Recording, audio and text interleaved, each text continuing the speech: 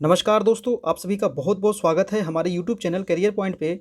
और आज हम लोग देखने वाले हैं बिहार लोक सेवा आयोग यानी कि बीपीएससी का जो आपका वैकेंसी आया है 66 संयुक्त प्रारंभिक प्रतियोगिता परीक्षा, है ना। जो आपका वैकेंसी आया है 66 बीपीएससी का, इसके बारे में हम लोग आज पूरा एनालिसिस करने वाले हैं कि इसमें कितना आपको सीट है, क्या क्या आपको फॉर्म भरने में आपको लगेगा, है ना, क्या क्या प्रक्रिया से आपको गुजरना पड़ेगा, कौन कौन सी बुक आपको पढ़ना है, किस अनुसार से आपको तैयारी करनी है पीटी की। उसके बाद आपको मेंस होगा, फिर आपको इंटरव्यू होगा। तो इन सभी बातों को हम लोग पूरे तरीके से आज हम लोग देखेंगे शुरू से अंत तक। तो चलिए आप लोग बने रहिए शुरू से अंत तक। और हमारे चैनल पे आप नए हैं तो प्लीज़ हमारे चैनल को सब्सक्राइब कर ले, बेल आइकन प्रेस कर ले, ताकि आपको नोटिफिकेशन मिल सके, क्योंकि आपको बीपीएससी की तैयारी स्टार्ट कर दी गई है। चलिए, तो सबसे पहले हम लोग देख लेते हैं दोस्तों कि इसमें आपका किस अनुसार से, देखिए यहाँ पे आपको सीट दिया गया है। तो यहाँ पे आपको देखिए सीट बताया गया है कि बिहार जो निकला है बीपीएससी का, इसमें सीट आपका कितना है। तो सीट की बात कर ले तो टोटल सीट है आपका 562 सीट, जिसमें महिलाओं का सीट है 169। ठीक है, 562 सीट में 169 आपका महिलाओं का सीट है। तो टोटल आपका सीट हो गया 562। तो ये तो सीट की बातें हो गई। और यहाँ सीट का आपको पूरा डिटेल बताया गया है कि किस विभाग में कितना आपका सीट है। ठीक है, यहाँ देखिए अनारक्षित यहाँ पे आपको दिया गया है, फिर अनुसूचित जाति, अनुसूचित जनजाति, अत्यंत पिछड़ा वर्ग। तो यहाँ पे आपको पूरा डिटेल आपको बताया गया है, तो इसको आप पॉज करके भी देख सकते हैं। ठीक है, और देखिए आगे चलते हैं। तो आगे आपको बताया गया है, देखिए शैक्षणिक योग्यता आपको क्या होनी चाहिए। तो शैक्षणिक योग्यता यानी कौन से व्यक्ति इस फॉर्म को भर सकते हैं। तो इसके लिए आपको ग्रेजुएशन होना चाहिए, यानी कि स्नातक आपको पास होना चाहिए। ठीक है, अपियरिंग में नहीं चलेगा, आपको पूरी तरह से पास होना जरूरी है। ठीक है, अब देखते हैं, आगे चलते हैं दोस्तों। यहाँ पे आरक्षण के बारे में कुछ बताया गया है, तो इसको आप देख सकते हैं कि किनको आरक्षण मिलेगा, किनको आरक्षण नहीं मिलेगा। तो जो बिहार के व्यक्ति हैं उनको आरक्षण मिलेगा, जो अदर स्टेट के व्यक्ति हैं उनको आरक्षण नहीं मिलेगा।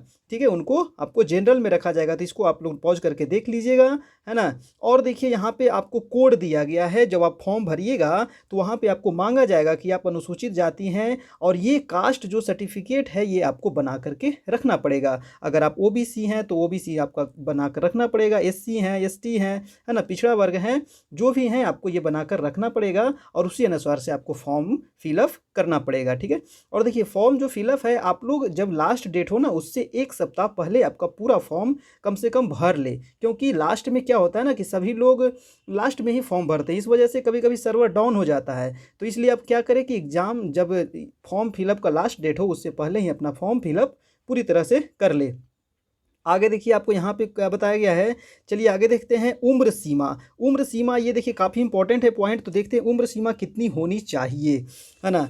तो उम्र सीमा की जो बात है इसमें यहाँ देखिए बताया गया है कि 1/8/2020 को न्यूनतम उम्र सेवाकाल 20 वर्ष, 21 वर्ष या 22 वर्ष एवं अधिकतम अनारक्षित यानी कि पुरुष वर्ग को 37 वर्ष होना चाहिए जो जनरल के हैं, और अनारक्षित महिला का, पिछड़ा वर्ग एवं अत्यंत पिछड़ा वर्ग जो है उनका 40 वर्ष होना चाहिए, और अनुसूचित जाति और जो जनजाति के हैं उनको आपको महिला और पुरुष का 42 वर्ष होना चाहिए। तो ये आपका उम्र सीमा यहाँ पे दिया गया है।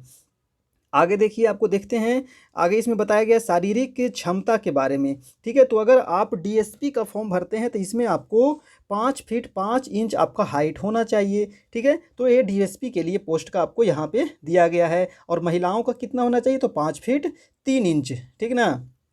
हम्म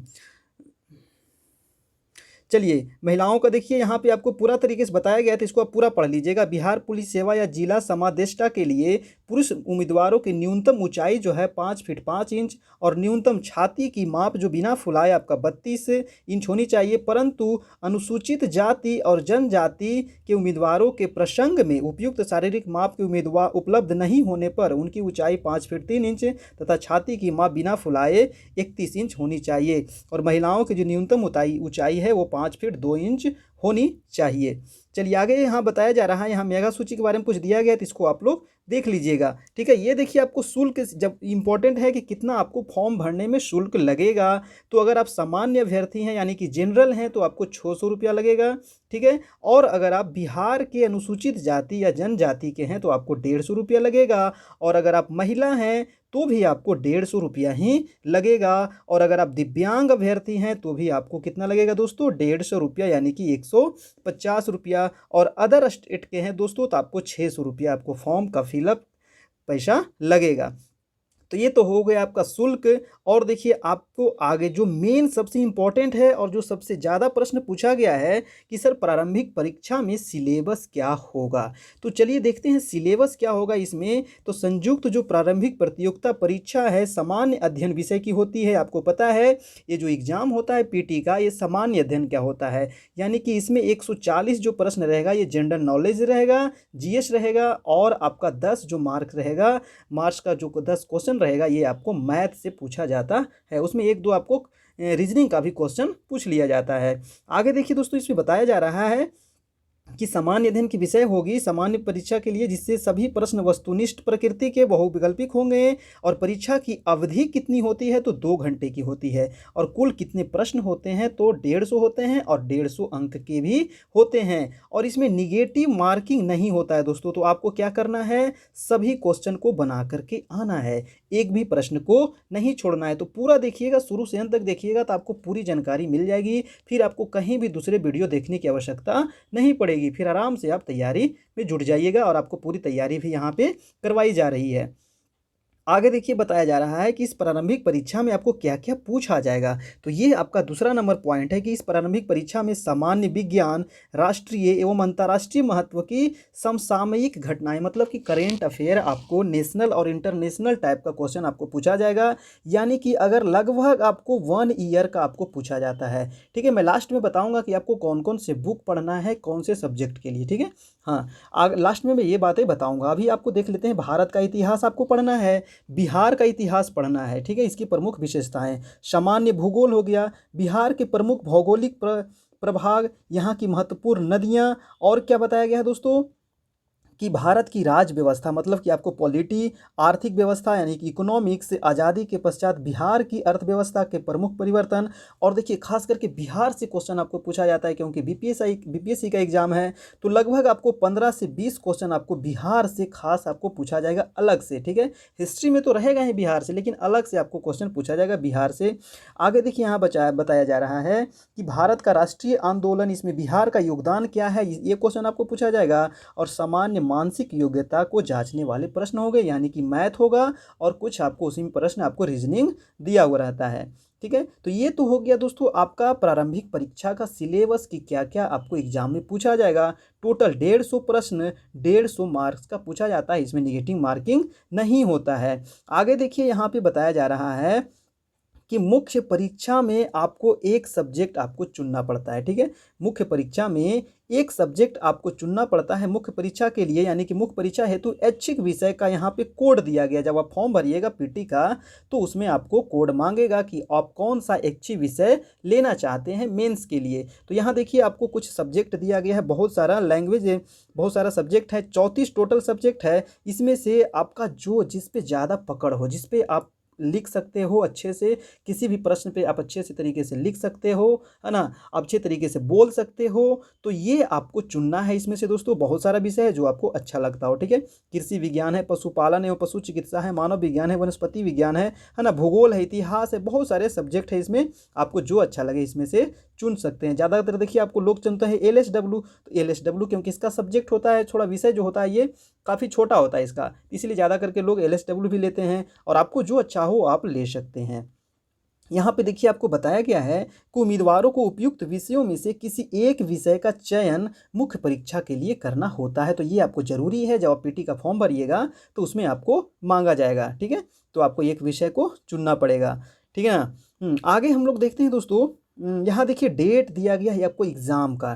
ठीक है, एग्ज़ाम का डेट दिया गया है, और आपका फॉर्म फिलअप का डेट दिया गया है। देखिए ऑनलाइन आवेदन पत्र भरने से संबंधित तिथि एवं अन्य निर्देश बताया गया है कि ऑनलाइन जो आपका फॉर्म भराएगा ये आपको 28/9 से भराएगा। ठीक है, और कैसे भराएगा, ऑनलाइन भराएगा, ऑफलाइन फॉर्म आपका नहीं भराएगा। तो 28/9 से आपका शुरू हो जाएगा, यानी 28 सितंबर से और 20 अक्टूबर तक आपका फॉर्म भराएगा। तो आपको देखिए 15 अक्टूबर तक लगभग आपको फॉर्म भर लेना है, क्योंकि जैसे ही लास्ट आता है ना तो सर्वर को डाउन हो जाता है, क्योंकि सभी लोग फॉर्म भरना स्टार्ट कर देते हैं लास्ट में, इसीलिए आपको पहले आपको फॉर्म भर लेना है, ठीक है। हाँ, जब स्टार्ट हो और बीच में आपको फॉर्म भरना है, ठीक है। 28 से स्टार्ट होगा तो 4-5 दिन के बाद आप फॉर्म भरिएगा तो ज़्यादा अच्छा रहेगा, ठीक है। हाँ, लगभग यानी 5 अक्टूबर से 10 अक्टूबर के बीच में आप अपना फॉर्म पूरी तरह से भर ले तो ज़्यादा अच्छा रहेगा। आगे देखिए दोस्तों, इसमें क्या क्या बताया गया है। जो मेन मेन पॉइंट है मैंने उसको बता रहा हूँ, और आप इसको पॉज करके भी आप पढ़ सकते हैं, क्योंकि ये इसमें काफ़ी बड़ा नोटिफिकेशन दिया गया है ना। तो देखिए आगे देखते हैं इसमें। तो इसमें लगभग मैंने आपको सारा चीज़ बता दिया। अब मैं आपको बता दूं कि आपका जो सिलेबस है, ठीक है, तो आपको कौन कौन से बुक पढ़ने हैं, ठीक है, आपको कौन बुक पढ़ें जिससे आपका पूरा पीटी कवर हो जाए और आपका मेंस का भी कवर हो जाए, ठीक है। आपका जो भी सब्जेक्ट हो पीटी भी कवर हो जाए और आपका मेन भी कवर हो जाए, और उसके बाद लास्ट जो होता है उसमें इंटरव्यू होता है, ठीक है। तो चलिए हम बताते हैं आपको बुक, जो आपको कौन कौन से बुक पढ़ना है प्रारंभिक परीक्षा के लिए। तो सबसे पहले मैं आपको बता दूं कि आपको एनसीईआरटी बुक पढ़ना बहुत ज़रूरी है, ठीक है। अगर आप मेंस का तैयारी अभी से करना चाहते हैं तो एनसीईआरटी का बुक आपको 6 से लेकर के 12 क्लास तक आपको पढ़ना बहुत आवश्यक है, ठीक है। अगर VVI है ये, आपको एनसीईआरटी का बुक पढ़ना बहुत ज़रूरी है। ये आपको पीटी में तो काम करेगा ही करेगा, इसके अलावे आपको मेंस के लिए ये काफ़ी इंपॉर्टेंट है, ठीक है, और इंटरव्यू में भी काफ़ी आपको ये हेल्प करेगा। आगे दोस्तों देखते हैं। और देखिए एक किताब आता है, बुक आप देखिएगा मार्केट में, महेश कुमार बरनवाल, ठीक है, महेश कुमार वरनवाल का एक बुक आता है, काफ़ी इंपॉर्टेंट बुक है, 6 to 12 सार संग्रह आता है, ठीक है। 6 to 12 का इसका सार संग्रह आता है, मार्केट में देखिएगा आपको मिल जाएगा, ठीक ना। काफ़ी अच्छी बुक है, मैंने इसको देखा है और पढ़ा भी है, तो ये काफ़ी अच्छी बुक है महेश कुमार बरनवाल का 6 to 12 सार संग्रह, इसको आप ले सकते हैं। इसके अलावे आप क्या लीजिएगा, तो इसके अलावे आपको आप नोट करते चले, है ना। अगर आपको पढ़ना है, सच में तैयारी करनी है, सीरियसली रूप से आपको तैयारी करनी है, रिजल्ट लेना है, हमारे साथ तैयारी करना है, तो आपको रिजल्ट लेना है, तो जितना बता रहे हैं उतना आपको करते हुए चलना है दोस्तों। और देखिएगा 3 महीना के बाद रिजल्ट आपके हाथ में रहेगा, ठीक है। अब जैसे ही एग्जाम देकर आइएगा ना तो आपको खुद ब खुद आपको लगेगा कि मेरा 110 से 110 प्लस आ रहा है, ठीक है। हाँ, तो अगर आप 100 प्लस हैं तो आपका रिजल्ट समझिए कि कंफर्म है। अगर आप जनरल में हैं तो आपको 100 प्लस तो लाना ही पड़ेगा, 110 के आसपास आपको लाना पड़ेगा, क्योंकि इसका जो कट ऑफ जाता है 100 के आसपास लगभग अब पहुंच चुका है, ठीक है। आगे देखिए, आपको बता दें कि आपको लूसेंट, आपके सभी के पास लूसेंट तो होगा ही, तो लूसेंट तो आप लोग पढ़े होंगे, लेकिन लूसेंट का आपको ऑब्जेक्टिव ले लेना है, ठीक है। लूसेंट का एक ऑब्जेक्टिव आता है, मोटी सी बुक है, ये बहुत इंपॉर्टेंट है, चैप्टर वाइज आपको दिया हुआ रहेगा। तो आपको देखिए लूसेंट ऑब्जेक्टिव इसलिए मैं कह रहा हूँ कि आपको क्या करना है। सबसे पहले आपको एनसीईआरटी बुक पढ़ना है। एनसीईआरटी बुक में आपने जॉन चैप्टर पढ़ लिया तो उस चैप्टर का आपको लूसेंट ऑब्जेक्टिव में जो जितने सारे क्वेश्चन दिए गए हैं ये आपको बना लेना है, और जो मैं टेस्ट करवाऊंगा उसको आपको देना है। इसके अलावा आपको क्या करना है, तो इसके अलावा आपको क्वेश्चन बैंक ले लेना है, ठीक है। क्वेश्चन बैंक ले लीजिएगा, जितने भी अभी तक बीपीएससी का एग्जाम हुआ है तो ये आप क्वेश्चन बैंक लेना बहुत आवश्यक है, VVI है, ठीक है। तो ये क्वेश्चन बैंक आप जरूर लीजिएगा, और इसको एक बार नहीं 2 से 3 बार इसको जरूर बनाइएगा, ठीक है। पूरे तरीके से रट जाना है, क्योंकि प्रीवियस ईयर से बार बार एग्जाम में क्वेश्चन रिपीट होता है, ठीक है। सिर्फ करेंट अफेयर छोड़ करके सारा क्वेश्चन लगभग रिपीट होता है प्रीवियस ईयर का, तो ये आपके लिए काफ़ी इंपॉर्टेंट है। और एक आधार आपको मिलेगा कि किस अनुसार से क्वेश्चन पूछा जाता है, कौन टॉपिक से पूछा जाता है, तो आपको काफ़ी हेल्प होगा आपको क्वेश्चन बैंक से। इसके अलावे आपको अगर बिहार, क्योंकि बिहार का आपको स्पेशल आपको पढ़ना बहुत ज़रूरी है बीपीएससी के लिए, तो बिहार बुक आपको एक लेना पड़ेगा। अगर आप लूसेंट का ले लेते हैं बिहार का बुक तो ये काफ़ी अच्छा है। लूसेंट का बिहार बुक आता है दोस्तों, आप देखिएगा मार्केट में, आप जाइएगा तो आपको एक मिल जाएगा लूसेंट का। इसके अलावा भी आप ले सकते हैं, कोई दिक्कत नहीं कि आप लूसेंट ही ले, है ना, आपको जो अच्छा लगे, लेकिन लूसेंट काफ़ी अच्छा है तो आप बिहार का ले सकते हैं लूसेंट, ठीक है। मैंने देखा है लूसेंट को और पढ़ा भी है। और देखिए करेंट अफेयर के लिए आपको क्या करना है, ठीक है।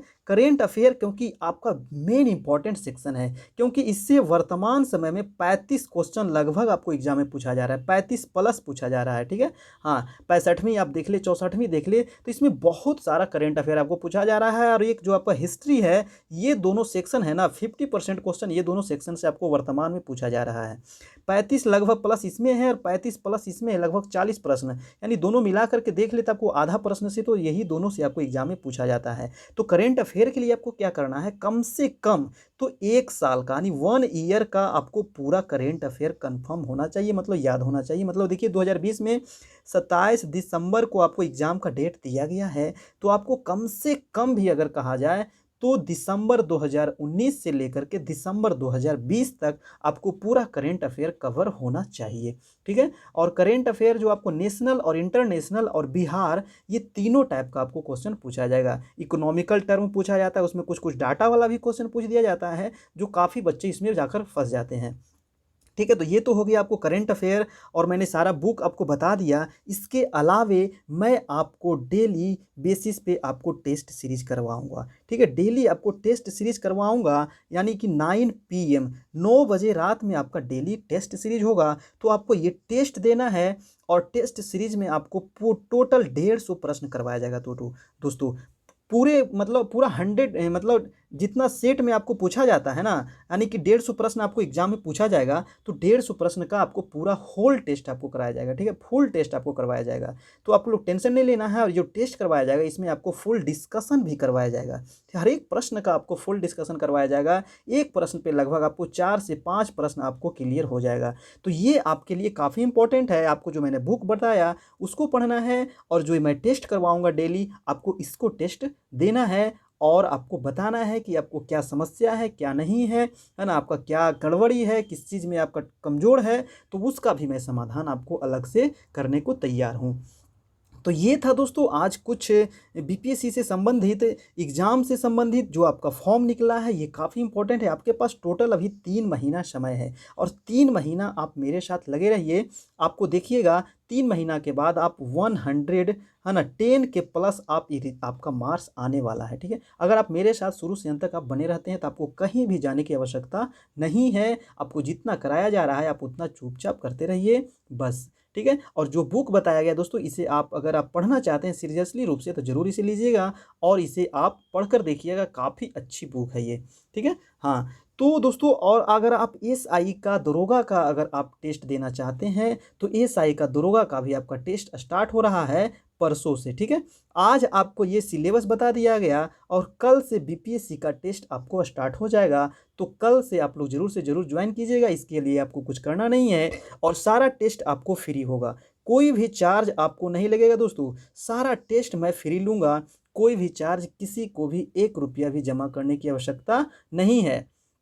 ठीक है, बस आपको क्या करना है, हमारे चैनल से जुड़े रहिए। आपके जितने भी दोस्त हैं, अपने भाई बहन जो भी हैं यार, है ना, आपके आस पड़ोस सभी को बता दें। सभी लोग चैनल को सब्सक्राइब कर ले, लाइक करें, कमेंट करें, अपने दोस्तों को शेयर करें, ताकि सभी को ये फ़ायदा हो सके। तो ठीक है दोस्तों, फिर हम लोग कल मिलेंगे 9 बजे रात में, यानी कि बीपीएससी का आपको फर्स्ट टेस्ट कल 9 बजे रात में आपका होगा। और ये जो बुक मैंने बताया, इसको आप लोग परचेज कर लीजिएगा, और मार्केट में आपको मिल जाएगा, कहीं से भी मिल जाएगा, आपको कोई दिक्कत नहीं है। जहाँ से आपको इच्छा करे वहाँ से ले सकते हैं, है ना, इसमें हम कोई इशू नहीं है। और इसको अच्छे से पढ़ाई कीजिए और टेस्ट दीजिए, फिर देखिए आपका रिजल्ट आपके हाथ में। चलिए दोस्तों, तो फिर हम लोग मिलते हैं कल। तब तक के लिए good bye and take care.